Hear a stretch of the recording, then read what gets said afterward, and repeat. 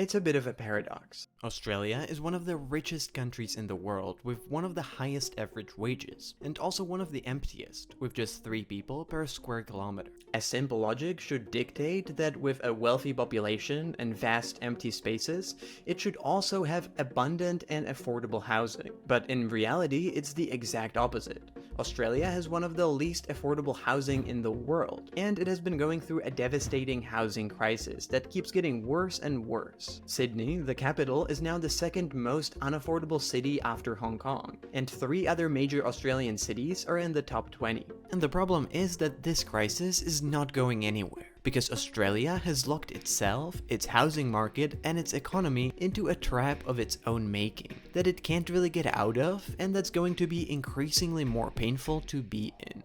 So this is why no one can afford to live in Australia anymore. But first, you might want to hear about the paid partner of this video, which is BetterHelp.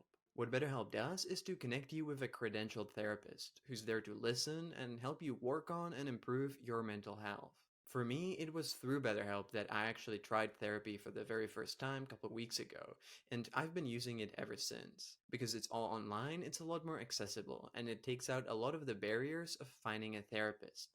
You don't actually have to go anywhere or talk to anyone in person. The sessions are done through video calls, which is what I do, phone calls, or even texts, and you can book them for whenever you want. They have over 30,000 therapists in their network, and if you want to change your therapist, you can easily do that, at any point and for whatever reason. From my experience, talking to someone about how I feel helps a lot in making me less stressed and anxious. And if I don't have to go anywhere in person, I find it a lot easier to stick to it. So if you think you can benefit from therapy as well, consider trying BetterHelp. Click the link in the description or visit betterhelp.com/explainedwithdom to get 10% off for your first month. And now, back to the video.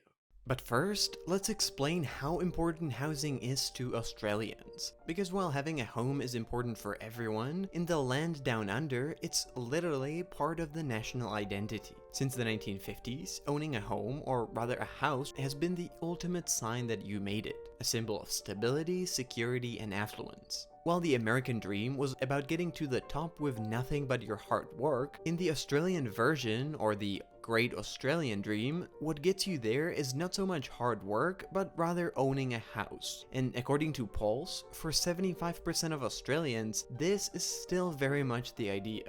But unfortunately, that Australian dream is now as dead as it could be, at least for most people. And to show why, let's explain how unaffordable housing in Australia has actually become. In 1970, the average nationwide salary was $4,200 per year, and the average house price in Sydney was $18,700. And so you needed to save up 4.5 years of an average salary to buy an average house. Since then, the average salary went up quite a lot, and it's now at $74,000, so it's 17 times higher than 50 years ago. Which is great, except that in the meantime, the average house price in Sydney went all the way up to somewhere around 1.5 million, 80 times higher than back then. And so now, you would need to save your entire annual salary for more than 20 years to buy an average house, which in the meantime would likely increase in price anyway. And it's not just Sydney, but basically all the major Australian cities are showing a similar trend. And while that's great if you bought a property back then and kept it till now, because that was probably the best investment you could ever make, it also makes it extremely unaffordable for everyone else. Today, an Australian household that earns $105,000 can only comfortably afford 13% of homes on the market. And even the people that can afford to buy a property have to take on a huge mortgage to do so, which is why Australian households have one of the largest debts in the world. And while homes have been getting progressively more expensive over the past 5 decades, the pace really picked up since the year 2000, and even more in the past 5 years. And today, Sydney is the second most unaffordable city, second only to Hong Kong, and 4 of the largest Australian cities that are home to roughly 60% of Australia's population are in the top 20. The average household now needs 10 years to save up for 20% down payment on an average house. But since the house price will likely increase much faster than their income, it's possible that it would take them much longer than that, or that they will never actually be able to save up enough money. And so the country where home ownership has always been the main priority is now also a country where buying a house is basically impossible for the majority of people. But why is that? Well, the good news is that it wouldn't have to be that way, and Australia could fix this trend. But the bad news is that that's probably not gonna happen, and the situation is instead gonna get a lot worse. So let's explain. So the reasons for Australia's housing crisis are actually stupidly simple, and at the bottom of it, it's a problem of supply and demand. In the beginning, we said that Australia, being such a large country, should naturally have an abundance of cheap land to build cheap homes on. Even if we take away the inland part of Australia that's mostly empty and not well suited for life, the Australian coastline where most people live is still much bigger than most of Europe. But the problem is that in Australia, unlike in most places, an overwhelming majority of people are concentrated in just a very few places. Almost 90% of Australians live in cities, 72% live in the few major ones, and over 40% live in just the two largest. In other words, even though Australia is huge and land supply should be almost unlimited, almost everyone wants to live in the same tiny area of a few major cities, where the supply of available land is naturally limited.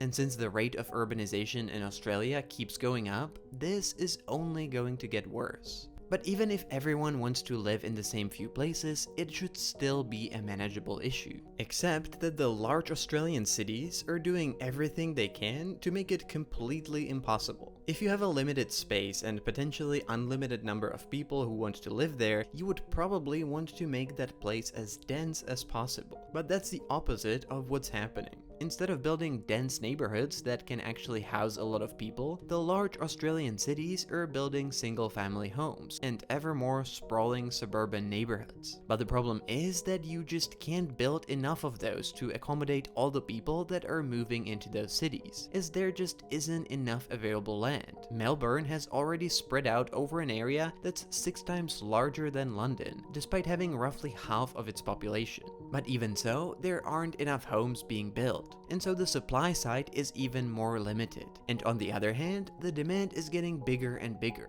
And while this is affected by a number of factors, from favorable tax breaks that incentivize buying investment property to low interest rates that make it easy to borrow money to do that, at the end of the day, the growing demand comes down to growing population. More people naturally need more homes to live in, and Australia is having a lot more people every year. Most of it thanks to immigration. The country, with a population of 26 million, grows by roughly 400,000 people per year, which means that the population of Australia has been growing almost twice as fast as in Canada or the United States, and 4 times faster than in France or the Netherlands. Now, this might sound like a rant against immigration, but that couldn't be further from the truth.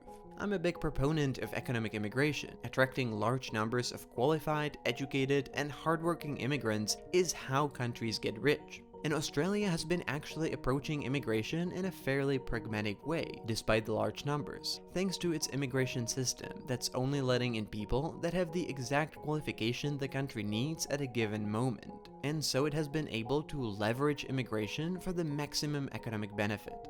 But nevertheless, having such high levels of immigration naturally stimulates the demand for more housing. In other words, if you want to have a lot of people coming in, you need to be able to build enough homes for them. And Australia is massively failing at that.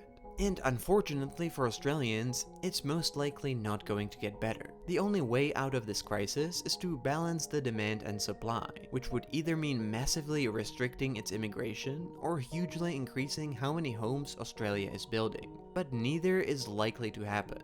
On the demand side, Australia cannot really decrease the immigration, or at least not in any significant way, because its economy is dependent on it. Australia needs the labor force to keep its most important industries working. It needs international students to keep coming in and paying their university fees to sustain the education sector. And it needs the ever-increasing number of consumers for the economy to keep growing. By 2050, Australia is projected to have 38 million people, and the migrants will be a key driving force of the economy. And according to this study, it's the high rates of immigration that protected the Australian economy for 3 decades, from recessions that damaged Europe or the US. In other words, Australia's future survival is clearly dependent on maintaining high levels of qualified immigration, and without it, its economy would almost certainly suffer. And so the only other option is to simply build more in the few cities where everyone wants to live, and that means building much more high-density housing and less single-family homes. But that's very unlikely to happen, mostly because Australians actually don't want that. The Australian dream of everyone owning a house is still very much alive, as the demand on the market is still mostly for single-family homes, and the number of permits given out for high-density housing is actually going down, while Australia is not building nearly enough homes that it would need. In other words, the desire for the traditional symbol of success is not going anywhere. But with less space and more people, it will become increasingly more expensive, making housing more costly and less affordable for everyone.